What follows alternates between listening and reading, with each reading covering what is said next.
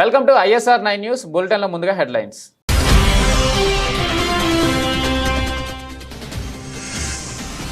Pink power run ను ప్రారంభించిన మంత్రి దామోదర్ రాజనరసింహ ముఖ్య అతిథిగా హాజరై గెలిచిన వారికి మెడల్స్ పంపిణీ చేసిన సీఎం రేవంత్ రెడ్డి.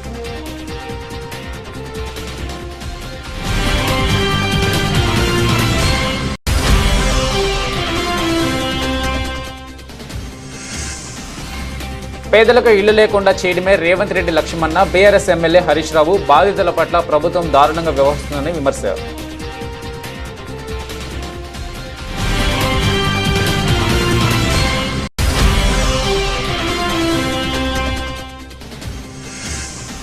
ముఖ్యమంత్రి చంద్రబాబుతో Lulu group chairman MA Yusuff Ali భేటీ. రాష్ట్రంలో పెట్టుబడులకు లులు గ్రూప్ ఆసక్తి. వైజాగ్, విజయవాడ, తిరుపతిలలో పెట్టుబడులపై చర్చ.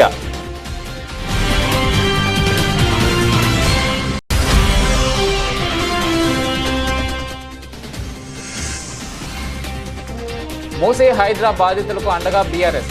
హైదర్ షా కోర్టులో ఇళ్లను పరిశీలించిన పార్టీ నేతలు.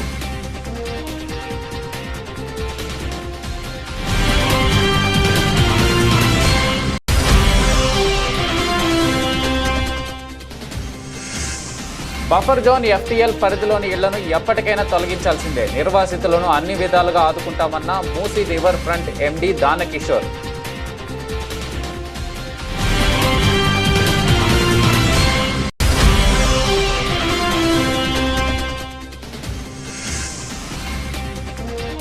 బంగ్లాదేశ్తో టీ20 సిరీస్కు జట్టు ప్రకటన. సారథ్యం వహించనున్న సూర్యకుమార్ యాదవ్.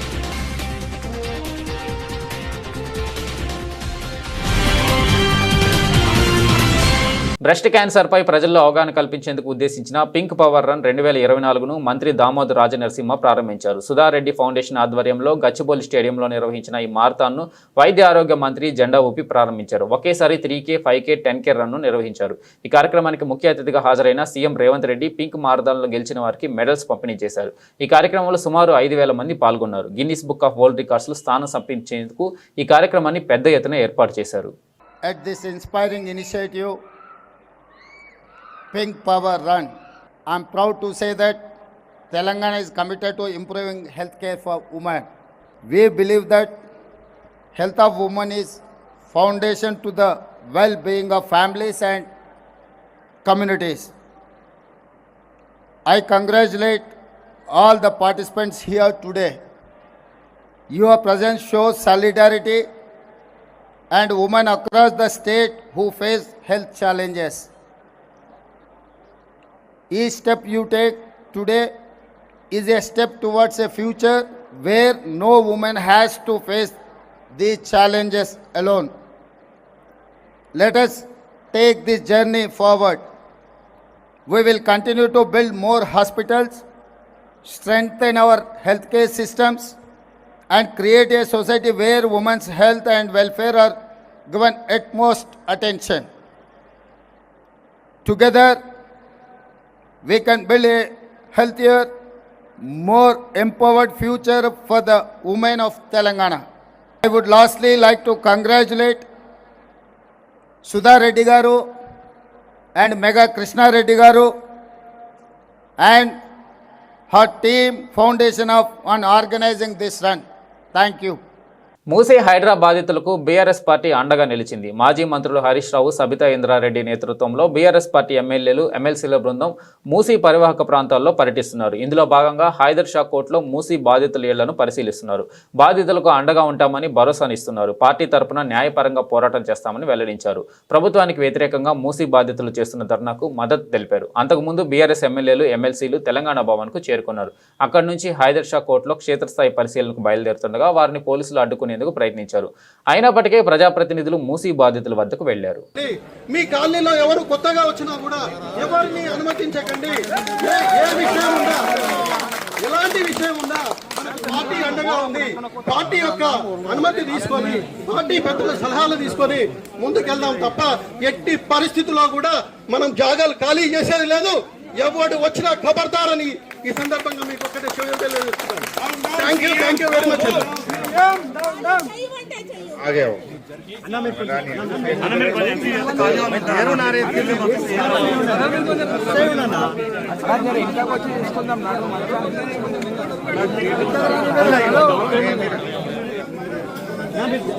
సార్ మేము మూసి బాధితులం సార్.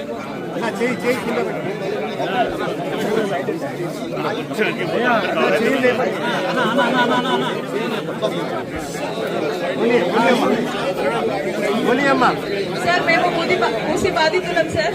టీవీ ఆన్ చేస్తే రెడ్ లైన్ అంటారు, బ్లూ లైన్ అంటారు, మాకు ఏమి తెలియదు సార్ ఏ రెడ్ లైన్ ఏ బ్లూ లైన్ కానీ ఇక్కడ వరకు వెళ్ళిపోతుంది అని సర్వేలో చెప్తున్నారు సార్. మాకున్నది ఒక ఇల్లు సార్, మీద ఏమీ ఆస్తులు లేవు. ఆ ఒక్క ఇల్లు కోసమే మేమిద్దరం కష్టపడుతున్నాము. మేము ఐటీ జాబ్ వాళ్ళం, మాకు ఎప్పుడు ఉద్యోగాలు ఉంటాయో తెలియదు, ఎప్పుడు వెళ్తాయో కూడా తెలియదు. ముఖ్యమంత్రి నారా చంద్రబాబు నాయుడుతో Lulu group international chairman Yusuff Ali భేటీ అయ్యారు. ఉండవల్లిలోని తన నివాసంలో మధ్యాహ్నం దాదాపు 2 గంటల పాటు ముఖ్యమంత్రితో లులు గ్రూప్ చైర్మన్ యూసఫ్ అలీ సమావేశమయ్యారు. ఆయనతో పాటు వచ్చిన బృందం రాష్ట్రంలో పెట్టుబడులపై చంద్రబాబుతో చర్చించారు. విశాఖలో మాల్ మల్టీప్లెక్స్, విజయవాడ, తిరుపతిలో హైపర్ మార్కెట్ మల్టీప్లెక్స్ నిర్మించే అంశంపై చర్చలు జరిపారు. అదేవిధంగా రాష్ట్రంలో ఫుడ్ ప్రాసెసింగ్ ఇండస్ట్రీలో పెట్టుబడులు పెట్టేందుకు లులు గ్రూప్ ఆసక్తి చూపింది. గత తెలుగుదేశం ప్రభుత్వ హయాంలో విశాఖలో పెట్టుబడులకు లులు గ్రూప్ నాడు ప్రభుత్వంతో ఒప్పందం చేసుకుంది. అయితే తర్వాత వచ్చిన ప్రభుత్వ తీరు కారణంగా లులు గ్రూప్ రాష్ట్రం నుంచి వెనక్కిపోయింది. మళ్లీ చంద్రబాబు నాయుడు ముఖ్యమంత్రి కావడంతో పెట్టుబడులు పెట్టేందుకు ప్రపంచ ప్రఖ్యాత సంస్థ లులు గ్రూప్ ఆసక్తి చూపించింది. ఆ సంస్థ చైర్మన్ తన బృందంతో వచ్చి ముఖ్యమంత్రిని కలిశారు. లులు గ్రూప్ చైర్మన్తో సమావేశం సందర్భంగా పెట్టుబడులకు సంబంధించిన పలు అంశాలపై ముఖ్యమంత్రి వారితో చర్చించారు. ఈజ్ ఆఫ్ డూయింగ్ బిజినెస్ తో పాటు స్పీడ్ ఆఫ్ డూయింగ్ బిజినెస్ కు తాము సహకారం ప్రాధాన్యం ఇస్తున్నామని తెలిపారు. లులు గ్రూప్ తిరిగి ఏపీలో పెట్టుబడులు పెట్టేందుకు ఆసక్తి చూపడంపై ముఖ్యమంత్రి ఎంతో సంతోషం వ్యక్తం చేశారు. లులు గ్రూప్ వంటి సంస్థల రాకతో పారిశ్రామికవేత్తల్లో రాష్ట్రంలో పెట్టుబడులపై ఆసక్తి చర్చ జరుగుతుందని, ఇది రాష్ట్రానికి మేలు చేస్తుందని సీఎం అభిప్రాయపడ్డారు. రాష్ట్రంలో పెట్టుబడులను ప్రోత్సహించడానికి తాము తీసుకువస్తున్న నూతన పాలసీల గురించి చంద్రబాబు లులు గ్రూప్ చైర్మన్ కు వివరించారు. రాష్ట్రంలో 3 ప్రాంతాల్లో పెట్టుబడులు పెట్టేందుకు ఆసక్తి చూపినందుకు ధన్యవాదాలు తెలిపారు. లులు గ్రూప్ చైర్మన్ తో పాటు హాజరైన సంస్థ ప్రతినిధులను ముఖ్యమంత్రి ఈ సందర్భంగా సత్కరించారు. కాంగ్రెస్ ప్రభుత్వం చేసే పనులకు హస్తం గుర్తు తీసేసి బుల్డోజర్ గుర్తు పెట్టుకోవాలని బీఆర్ఎస్ ఎమ్మెల్యే హరీష్ రావు అన్నారు. కొడంగల్లో సీఎం రేవంత్ రెడ్డి కట్టుకున్న ఇల్లు కుంటలో ఉందని, ఆయన తమ్ముడి ఇల్లు FTLలో ఉందని, ముందు మీ ఇల్లు కూల్చుకొని తర్వాత పేద ప్రజల దగ్గరికి రావాలన్నారు. మీకో న్యాయం, పేద ప్రజలకు ఒక న్యాయమా అని ప్రశ్నించారు. బాధితుల పట్ల ప్రభుత్వం దారుణంగా వ్యవహరిస్తుందని విమర్శించారు. ఇచ్చిన హామీలపై కాంగ్రెస్ సర్కారు దృష్టి సారించాలని హితవు పలికారు. తెలంగాణలో ఈ బుల్డోజర్ రాజకీయాలేంటని ప్రశ్నించారు. హైదరాబాద్ హైదర్ షా కోర్టులో మూసి హైడ్రా బాధితుల ఇళ్లను ఎమ్మెల్యే హరీష్ రావు, సబితా ఇంద్రారెడ్డి నేతృత్వంలోని బీఆర్ఎస్ ఎమ్మెల్యేలు, ఎమ్మెల్సీల బృందం పరిశీలించింది. ఈ సందర్భంగా హరీష్ రావు మాట్లాడుతూ పేదలకు ఇళ్లు లేకుండా చేయడమే రేవంత్ లక్ష్యంగా ఉందన్నారు. అవసరమైతే బుల్డోజర్లకు అడ్డంగా ఉంటామని చెప్పారు. ధైర్యంగా ఉండాలని, ఆత్మవిశ్వాసం కోల్పోవద్దని బాధితులకు ధైర్యం నూరుపోశారు. ఈ ప్రభుత్వం మీ ఇల్లు ముట్టుకోకుండా తామే ఒక రక్షణ కవచంలో నిలబడతామన్నారు. బుల్డోజర్ వచ్చినా, JCB వచ్చినా ముందు మమ్మల్ని ఎత్తాలి తప్ప మీ ఇళ్లను ఎత్తనిచ్చే ప్రశ్నే లేదన్నారు. ముందుగా మీకు ఒకటే మాట, ధైర్యంగా ఉండండి. ఎవరు ఆత్మవిశ్వాసాన్ని కోల్పోదు. ఎట్టి పరిస్థితుల్లో ఈ ప్రభుత్వం మీ ఇండ్లు ముట్టుకోకుండా, అవసరమైతే మేమే ఒక రక్షణ కవచంలాగా గోడగా మేము ఎమ్మెల్యేలమందరం వచ్చి మీకు నిలబడతాం. బుల్డోజర్ వచ్చినా, ఏ JCBలు వచ్చినా ముందు మమ్మల్ని ఎత్తాలి తప్ప మీ ఇళ్లను ఎత్తనిచ్చే ప్రశ్నే లేదు. ధైర్యంగా ఉండండి. కొంతమంది చెల్లెళ్ళు కొంతమంది మాట్లాడుతూ తమ ఆవేదన వెలుబుచ్చుతా ఉన్నారు. ఎందుకంటే ఇప్పటికే ఈ హైడ్రా పుణ్యమాని 3 ఆత్మహత్య చేసుకున్నారు. 3 ప్రాణాలు పోయినాయి ఇప్పటికే. ఇంకెవరు చనిపోవద్దు దయచేసి. అలాంటి ధైర్యాన్ని కోల్పోయే పని చేయకండి. We are all with you. ఎట్టి పరిస్థితుల్లో మీది న్యాయబద్ధమైన కోరిక. అయినా ఈ రేవంత్ రెడ్డి ఆయన ఏదో పెద్ద శుద్ధపూస లెక్క మాట్లాడుతుండు. కొడంగల్ల ఆయన కట్టుకున్న ఇల్లే చెప్పుకుంటూ ఉన్నది. రేవంత్ రెడ్డి, నువ్వు కట్టుకున్న ఇల్లు రెడ్డి కుంటలో సర్వే నెంబర్ 1138లో నీ ఇల్లుంది కదా. ఫస్ట్ నీ ఇల్లు కూడగొట్టు. నీ ఇల్లే రెడ్డి కుంటలు ఉన్నది.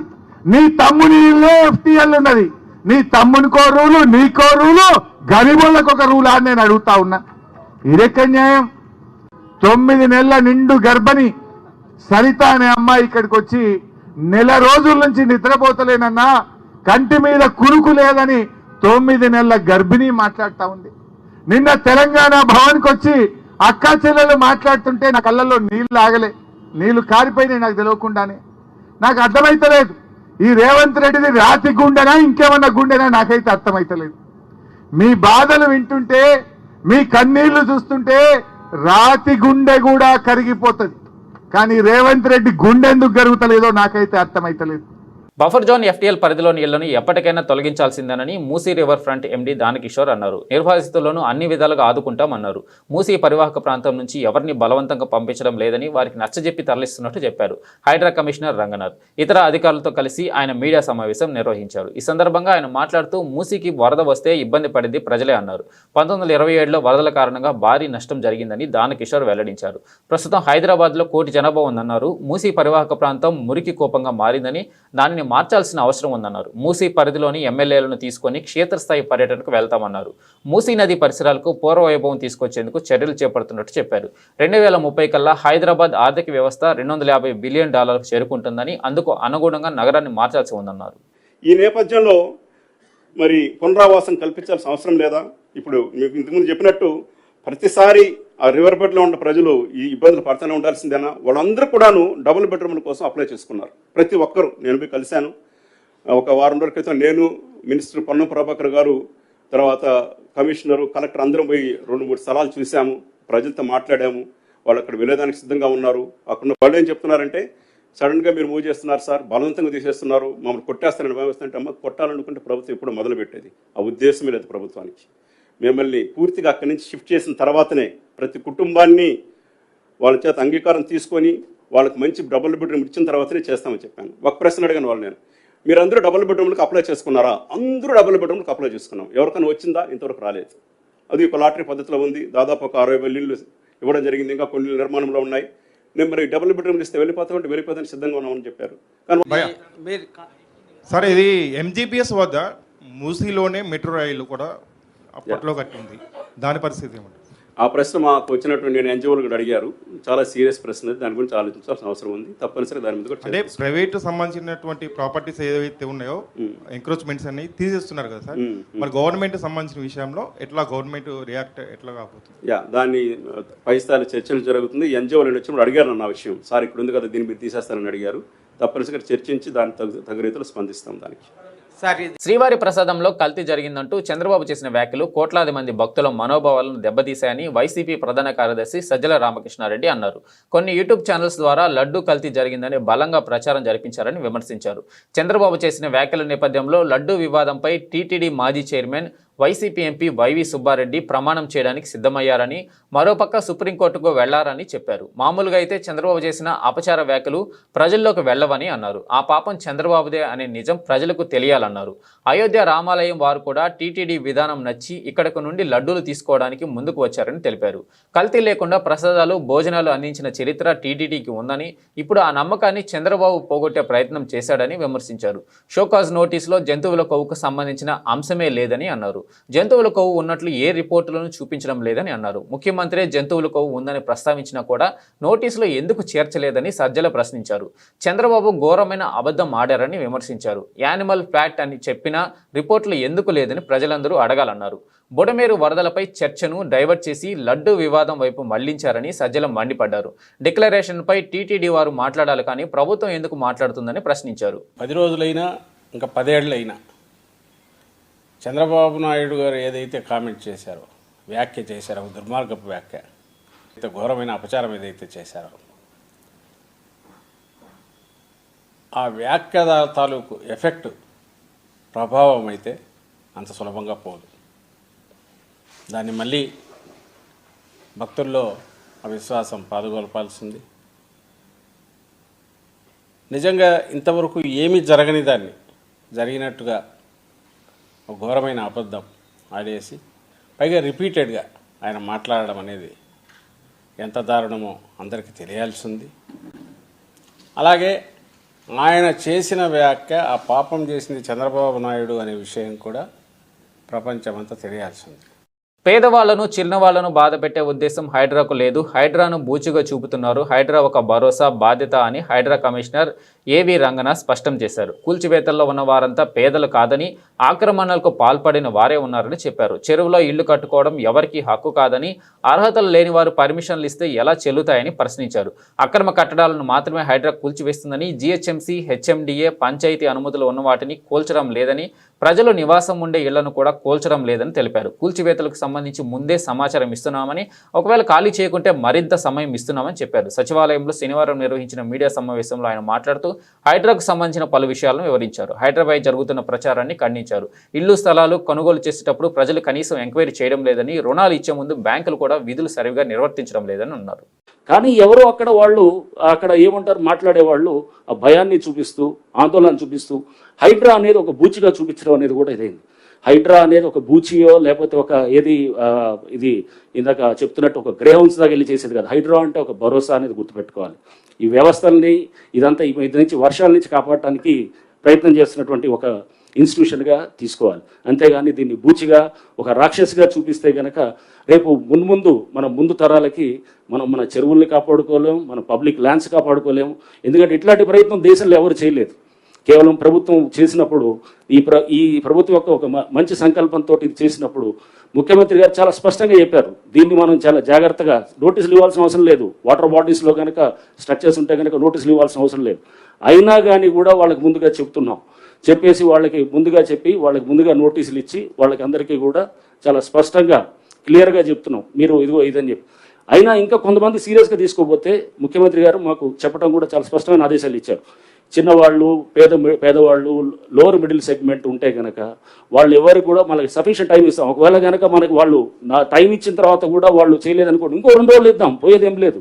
తప్పకుండా దాన్ని అంటే ఇప్పుడు మాడిఫైడ్ దీంట్లో కూడా వాళ్ళని ఆ చిన్నవాళ్ళు, పేదవాళ్ళు ఉంటే కనుక ఆ స్ట్రక్చర్స్ని ఎక్కడ కూడా మేము చేయము. అది వాళ్ళకి కావాల్సిన సఫిషియెంట్ టైం ఇస్తాం. సఫిషియెంట్ టైం ఇచ్చి వాళ్ళని వెకేట్ చేసుకునే దానికి కూడా వాళ్ళకి మేమంతా కూడా అక్కడ వాళ్ళకి ఆ పరిస్థితులు వచ్చేటటువంటిగా ఫెసిలిటేట్ చేస్తామని కూడా మేము చెప్తున్నాం. అండ్ దయచేసి ఏంటంటే హైడ్రాని ఒక భయం కింద, ఒక బూచి కింద చూపించడం మానేయాలి. ఫస్ట్ దీనికి చాలా హైప్ ఇచ్చేసి రేపు హైడ్రా వస్తుంది, కూల్ చేస్తున్నారు, అది చేస్తున్నారు అనేది కాదు. హైడ్రా అనేది ఒక బాధ్యత, ఒక భరోసా అనేది మళ్ళీ ఒకసారి మీ అందరూ కూడా నేను చెప్పదలుచుకున్నాను. ఆ పర్మిషన్స్ ఉన్నాయని వాళ్ళు అనుకుంటున్నారు. ఆ పర్మిషన్స్ క్యాన్సిల్ అయ్యి సంవత్సరాలు అయిపోయి అది ఆల్రెడీ కేసులు అవుతున్నాయి, సస్పెన్షన్లు అయినారు, కేసులు అయిపోయినాయి, రిజిస్ట్రేషన్ కూడా ఆపించారు. ఎవరిని తప్పట్టాలి? ఆ బిల్డర్ని తప్పట్టాలి. ఆ బిల్డర్ని పట్టుకొని అడగాల్సింది పోయి, లేకపోతే డ్యూ డెలిజెన్స్ చేయకుండా మీరు కొలగొడుతున్నారంటే కనుక అసలు పర్మిషన్ లేని స్ట్రక్చర్ అది. రెండోది నేను ఇప్పుడు చెప్పేది అదే. ఇప్పుడు మీ అందరికీ పర్మిషన్ ఒకటి, ఇప్పుడు సర్పంచ్ తోటి గండిపేటలో సర్పంచ్ ఇచ్చారు పర్మిషన్. సర్పంచ్ అసలు పర్మిషన్స్ ఇవ్వచ్చా? లేదు కదా. పంచాయత్ సెక్రటరీ ఇవ్వాలి. అది కూడా ఇప్పుడు యాంటీ డేట్ తోటి 2009 కన్నా ముందు డేట్స్ తోటి ఇచ్చుకొని ఇది ఏ కాగితం అంటే ఆ కాగితం పర్మిషన్ అవుతుందా? అట్లాంటిది ఇది invalid, illegal permission is no permission. రెండోది అసలు మీరు సమయం ఇవ్వట్లేదు, నోటీసులు ఇస్తున్నారు. మీకు చెప్తుంది ఇప్పుడు మీకు చెప్తున్న ఎగ్జాంపుల్ ఉదంతాలన్నిటి కూడా వాళ్ళకి చెప్పినప్పుడు కమ్యూనికేషన్ గ్యాప్, కొన్ని సందర్భంలో కమ్యూనికేషన్ గ్యాప్ ఏదైతే ఉన్నదో దాన్నే మీకు చెప్తున్నాను. అది కింద వాళ్ళకి చేర్చడంలో వాళ్ళు ఎవరు ల్యాండ్ ఓనర్స్కి ఇచ్చాం. ల్యాండ్ ఓనర్స్కి ఇచ్చినప్పుడు ఆ బిల్డింగ్ స్ట్రక్చర్ ఉన్న వాళ్ళకి కమ్యూనికేషన్ వాళ్ళు చేయలేదు. కొంతమంది చేసిన వాళ్ళేమో తీసుకున్నారు ముందే, చేయని వాళ్ళేమో చేయట్లేదు.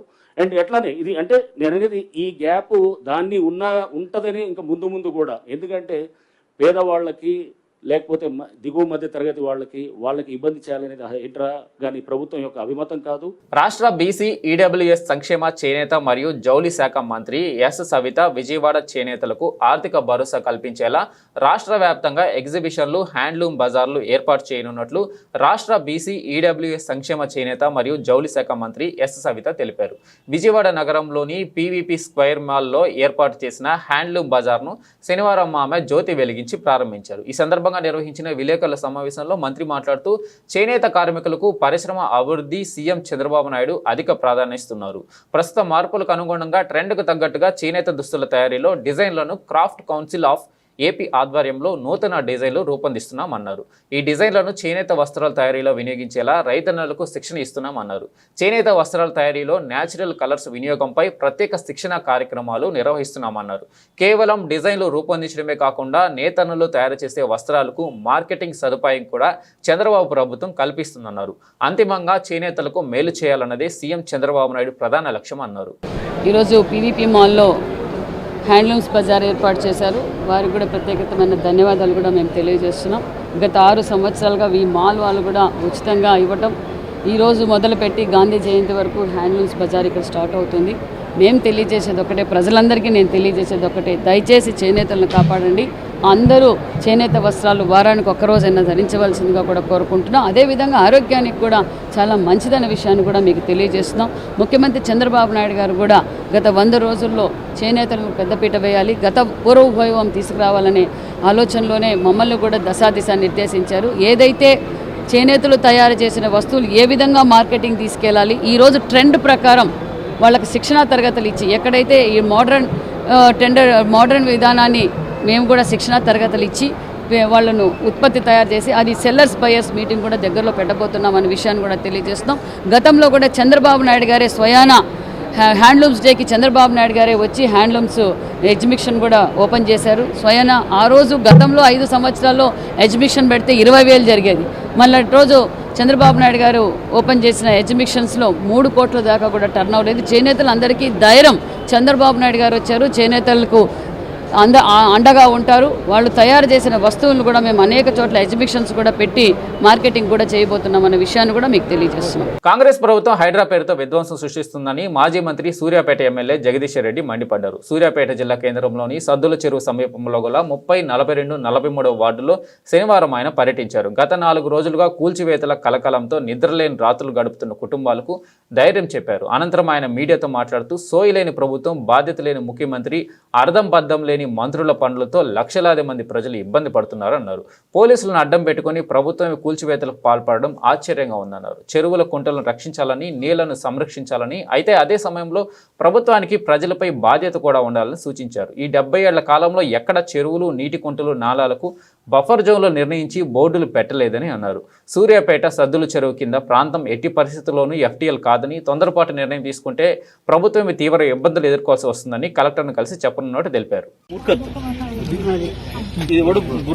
చేయడు ఇవాళ ఇప్పుడు ఇన్ని ఇండ్లు కూలగొడితే 1000 కోట్ల ఆస్తి నష్టం అవుతుంది. ప్రజల ఆస్తి, ప్రజలు కష్టపడి వాళ్ళ రక్తం, వాళ్ళ చెమటను ఓడ్చి రూపాయి కూడబెట్టుకుని కట్టుకున్నారు. ఎవరికైనా గింతంత గూడు ఉండాలని కోరిక, అదొక ధైర్యం. ఇల్లు అనేది ఒక ధైర్యం ఒక మనిషికి, కుటుంబానికి. అటువంటిది కొంతకాలం గుడిసెలలో ఉండి రోజు కష్టపడి 2 భార్యాభర్తలు తిప్పలబడి 100-200 మిగిలించుకొని నెమ్మదిగా చేసుకుని కట్టుకున్న ఇల్లు. ఒకటే రాడే బంగ్లాలు కట్టలే, ఒకటి ఇంత కట్టుకొని పెద్దగా చేసుకున్నారు. పిల్లలు పెరుగుతుంటే అట్లా చేసుకున్నారు. ఇటువంటి ఇళ్లను మేము కూలగొడతాం. ఇప్పటి ప్రభుత్వానికి ఏది కొత్తది కట్టేయడం చేత కట్టలే. కేసీఆర్ కట్టించిండు, మేము కూలగొట్టాలి. కేసీఆర్ పని చేసింది కాబట్టి మేము పని చేయాలనుకుంటున్నాం.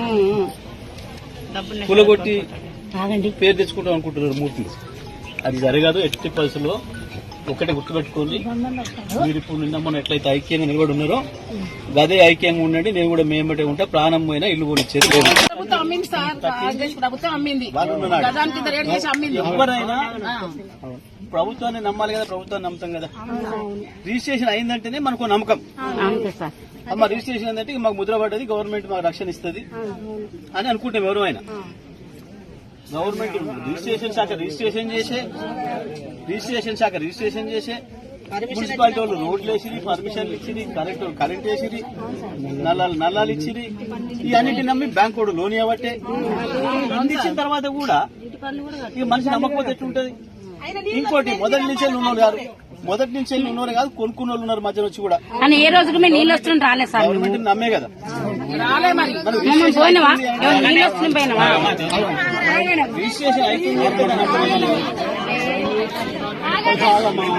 రిజిస్ట్రేషన్ అవుతుంది అని అంటే దాని అర్థం అన్ని మంచిగా రిజిస్ట్రేషన్ అయితే అనుకుంటాం మనం. అన్ని లెక్కకుంటేనే రిజిస్ట్రేషన్ అవుతుంది. ఇది గవర్నమెంట్ చేసే రిజిస్ట్రేషన్ కాబట్టి నమ్ముతాం ఎవరైనా. ఏదైనా ఒక కాడ దప్పుకున్న రిజిస్ట్రేషన్ కూడా మోసమే చేసిండు అనుకుంటే మున్సిపాలిటీ నీళ్ళు ఇచ్చే, రోడ్లు ఇచ్చే, అన్ని ఇచ్చే. కాబట్టి ఇంత ప్రభుత్వమే నమ్మించి అన్ని రకాలుగా ఈడ ఒకరొకరు 50 ఏళ్ళు 60 ఏళ్ళ నుంచి ఉన్నారు.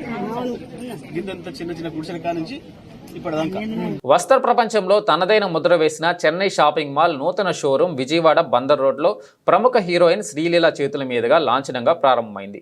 చెన్నై షాపింగ్ మాల్ ప్రత్యేకమైన అధునాతన కలెక్షన్తో ఆకట్టుకుందని ప్రతి ఒక్కరూ సందర్శించాలని ఆమె ఆకాంక్షించారు. విజయవాడ బందర్ రోడ్లో చెన్నై షాపింగ్ మాల్ నూతన షోరూంని హీరోయిన్ శ్రీలీల లాంఛనంగా ప్రారంభించారు. ముందుగా మంత్రి పార్థసారథి, ఎమ్మెల్యే గద్దె రామ్మోహన్ రావులు నూతన షోరూంను సందర్శించారు. ఈ సందర్భంగా హీరోయిన్ శ్రీలీల మాట్లాడుతూ చెన్నై షాపింగ్ మాల్ తన చేతుల మీదుగా ప్రారంభోత్సవం చేయడం చాలా సంతోషంగా ఉందన్నారు. విజయవాడలో చాలా షోరూంలు ప్రారంభించానని చెప్పారు. కానీ చెన్నై షాపింగ్ మాల్ ప్రత్యేకత వేరని, వీరి వద్ద శారీస్ కలెక్షన్ చాలా బాగుంటాయన్నారు. మా అమ్మకి పట్టు చీరలు అంటే చాలా ఇష్టమని, అందుకే తాను కూడా పట్టు చీరలు కట్టుకుంటానని చెప్పారు. లైట్ వెయిట్ ఉన్న పట్టు చీరలు అంటే చాలా ఇష్టమని, సందర్భానుసారంగా డ్రెస్సింగ్ స్టైల్ ఉంటుందన్నారు. రవితేజతో తన కొత్త సినిమా ప్రారంభం కానుందని, తమిళం, కన్నడ భాషలో కూడా నటించనున్నానని అన్నారు. తదనంతరం మంత్రి పార్థసారథి, ఎమ్మెల్యే గద్దె రామ్మోహన్ రావు మాట్లాడుతూ విజయవాడలో చెన్నై షాపింగ్ మాల్ ప్రారంభించడం చాలా సంతోషంగా ఉందని, జనార్దన్ రెడ్డి గతంలో తెలుగుదేశం పార్టీలో పనిచేశారని గుర్తు చేశారు. ఎమ్మెల్యేగా కూడా 2 సార్లు గెలిచారని చెప్పారు. జనార్దన్ రెడ్డి ఈ రోజు చెన్నై షాపింగ్ మాల్ నూతన షోరూం విజయవాడలో ప్రారంభించడం సంతోషంగా ఉందన్నారు. చంద్రబాబు నాయుడు అధికారంలోకి వచ్చాక అన్ని శుభ పరిణామాలే అన్నారు. ఇలాంటి షోరూంలు పెట్టడం వల్ల యువతకు ఉపాధి అవకాశాలు దొరుకుతాయన్నారు. సుమారుగా చెన్నై షాపింగ్ మాల్లో 500 పైగా వర్కర్లు పనిచేస్తున్నారని, ఇలాంటి షోరూంలు ఉంటే యువతకు ఉద్యోగాలకి కొరత ఉండదన్నారు. అనంతరం చెన్నై షాపింగ్ మాల్ అధినేత జనార్దన్ రెడ్డి మాట్లాడుతూ ఇప్పటి వరకు రాష్ట్ర వ్యాప్తంగా 19 షాపింగ్ మాల్ ప్రారంభించామని, కస్టమర్ టెస్ట్కు అనుగుణంగా వస్త్రాలను దగ్గరుండి నేయిస్తున్నామని అన్నారు. 99 రూపాయల నుండి 3 లక్షల రూపాయల వరకు చెన్నై షాపింగ్ మాల్లో ప్రతి ఒక్కరూ షాపింగ్ చేసే విధంగా రేట్లు అందుబాటులో ఉంటాయన్నారు. చేనేత కార్మికులకు మా ద్వారా పని కూడా కల్పిస్తున్నామని, కంచి, ధర్మవరం, బెనారస్, ఉప్పాడ వివిధ రకాలైన పట్టు వస్త్రాలు అన్ని సరసమైన ధరలో లభిస్తాయన్నారు. ప్రతి ఒక్కరూ చెన్నై షాపింగ్ మాల్లో సందర్శించాలని విజ్ఞప్తి చేశారు. చాలా చాలా సంతోషంగా ఉంది విజయవాడకి రావడం. అండ్ మొన్న ఉన్న సిచ్యువేషన్స్ తర్వాత, కోలుకున్న తర్వాత, ఐ థింక్ ఇప్పుడు we're seeing the entire weather come back to normal. So అందరికీ, సఫర్ అయిన వాళ్ళందరికీ first of all reaching out to all of them and giving them all of our love. And ఇప్పుడు so అందుకే విజయవాడలో జరుగుతున్న అన్న వెంటనే అమ్మైనా నేనైనా మేము చాలా హ్యాపీ ఫీల్ అయ్యాం. Okay, situations are better now అని. సో ఆ టైంలో హెల్ప్ చేసిన వాళ్ళందరికీ, అలాగే ఇనిషియేటివ్స్ తీసుకున్న వాళ్ళందరికీ I'm reaching out saying thank you. And Chennai shopping mall 19వ స్టోర్ ఓపెన్ చేస్తున్నారు. అండ్ ఇంకో నెక్స్ట్ 6 స్టోర్స్ కూడా నేనే ఓపెన్ చేస్తున్నాను. So I'm very happy their growth. And especially I think saris collections అయినా ఇప్పుడే ఆల్మోస్ట్ ఒక 10 సారీస్ వేసారు నా మీద. సో మీరు చూస్తుంటారు, వెరీ బ్యూటిఫుల్. సో విజయవాడ అన్న వెంటనే, ఆంధ్ర అన్న వెంటనే మనకి ఆబ్వియస్లీ చీరలు, పండగలు, ఇప్పుడు దీపావళి వస్తుంది, ఫెస్టివల్స్ వస్తున్నాయి, వెడ్డింగ్ సీజన్ అయ్యింది కాబట్టి ఆడవాళ్ళకి ఎప్పుడు చాలా ఇంపార్టెంట్. కాబట్టి అందరూ వచ్చి షాపింగ్ చేయండి. And do check the store out, it's very beautiful. So thank you so much. బంగ్లాదేశ్తో జరగనున్న 3 మ్యాచ్ల టీ20 సిరీస్కు భారత జట్టును బీసీసీఐ శనివారం రాత్రి ప్రకటించింది. 15 మంది సభ్యులతో ప్రకటించిన జట్టుకు స్టార్ బ్యాటర్ సూర్యకుమార్ యాదవ్ కెప్టెన్గా వ్యవహరించనున్నాడు. జట్టులో హార్దిక్ పాండ్యా కూడా చోటు దక్కింది. ఇక గత ఐపీఎల్ సీజన్లో సంచలన ప్రదర్శన చేసిన యువ ఆటగాడు మయాంక్ యాదవ్కు తొలిసారి జట్టులో అవకాశం లభించింది. క్రమం తప్పకుండా గంటకు 150 కిలోమీటర్ల వేగంతో బంతులు విసిరి ప్రత్యర్థి బ్యాటర్లను ఇబ్బంది పెట్టిన ఈ పేసర్కు సెలెక్టర్లు తొలిసారి అవకాశం కల్పించారు. ఇక టీ20 వరల్డ్ కప్ 2021లో చివరిసారిగా భారత జట్టుకు ఆడిన వరుణ్ చక్రవర్తి కూడా తిరిగి జట్టులోకి వచ్చాడు. భారత్ తరపున ఆడని కొత్త ఆటగాళ్లు కొందరు ఉన్నారు. మయాంక్ యాదవ్తో పాటు హర్షిత్ రాణా, నితీష్ కుమార్ రెడ్డి జట్టులో ఉన్నారు. బంగ్లాదేశ్తో ప్రస్తుతం టెస్ట్ సిరీస్ ఆడుతున్న ఆటగాళ్లలో ఒకరికి కూడా టీ20లో చోటు దక్కలేదు. బులెటిన్ ముగించే ముందు హెడ్లైన్స్ మరోసారి.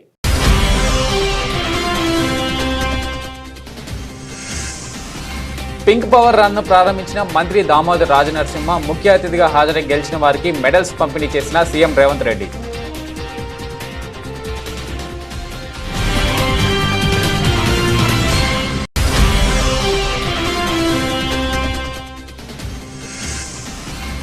పేదలకు ఇళ్లు లేకుండా చేయడమే రేవంత్ రెడ్డి లక్ష్యమన్న బీఆర్ఎస్ ఎమ్మెల్యే హరీష్ రావు. బాధితుల పట్ల ప్రభుత్వం దారుణంగా వ్యవహరిస్తుందని విమర్శ.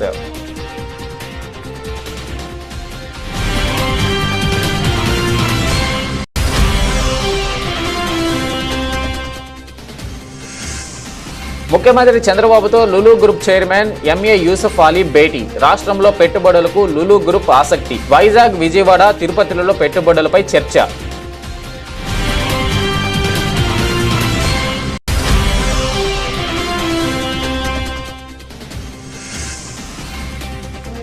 మూసీ హైడ్రా బాధితులకు అండగా బీఆర్ఎస్. హైదర్ షా కోర్టులో ఇళ్లను పరిశీలించిన పార్టీ నేతలు.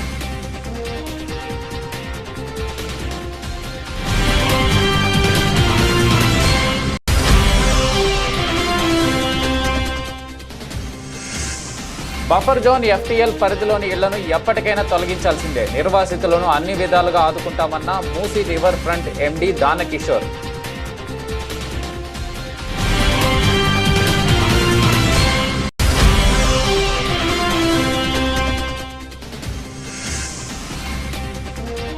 బంగ్లాదేశ్తో టీ20 సిరీస్కు జట్టు ప్రకటన. సారథ్యం వహించనున్న సూర్యకుమార్ యాదవ్.